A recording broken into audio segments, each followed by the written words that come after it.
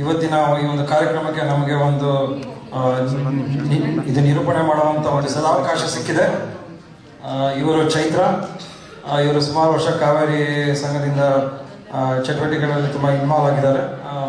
ಮತ್ತು ಇವರ ಹಸ್ಬೆಂಡ್ ಕೂಡ ಮಾಜಿ ಕಾವೇರಿ ಪ್ರೆಸಿಡೆಂಟ್, ಇವರ ಮಕ್ಕಳು ಕೂಡ ತುಂಬ ಇನ್ವಾಲ್ವ್ ಆಗಿದ್ದಾರೆ. ಇವತ್ತು ನಾವಿಬ್ಬರು ಸೇರ್ಕೊಂಡು ಈ ಒಂದು ಕಾರ್ಯನಿರ್ವಹಣೆ ಮಾಡ್ಕೊಳ್ಳೋಕ್ಕೆ ಒಂದು ಅವಕಾಶ ಸಿಕ್ಕಿದೆ.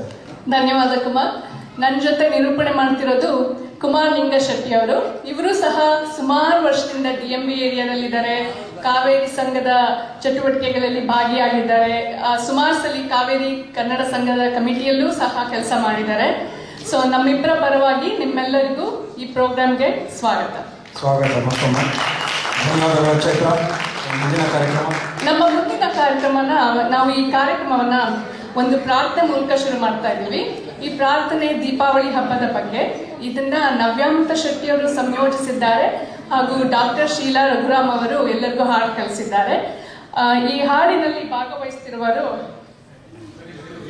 ಸ್ಮಿತಾ ವಿಶ್ವಾಸ್, ಹೆಸರು ಒಂದೇ ನಿಮಿಷ, ಸಹನಾ ಕಿಣಿ, ದಿವ್ಯಾ ಕುಮಾರ್, ಗಿರಿಜಾ ಶಿವ್, ಉಷಾ ಅಡಿಗ, ಶಿಲ್ಪಾ ಜುಮ್ನಾ, ಚರಿತ್ರಾ ಬೆಟ್ಟಗೌಡ, ಅಶ್ವಿನಿ ಕರೂರ್, ಸವಿತಾ ಜಯತೀರ್ಥ, ಶಿಲ್ಪಾ ನೀಲಕಂಠ, ಸರಿತಾ ರುದ್ರಪಟ್ನ.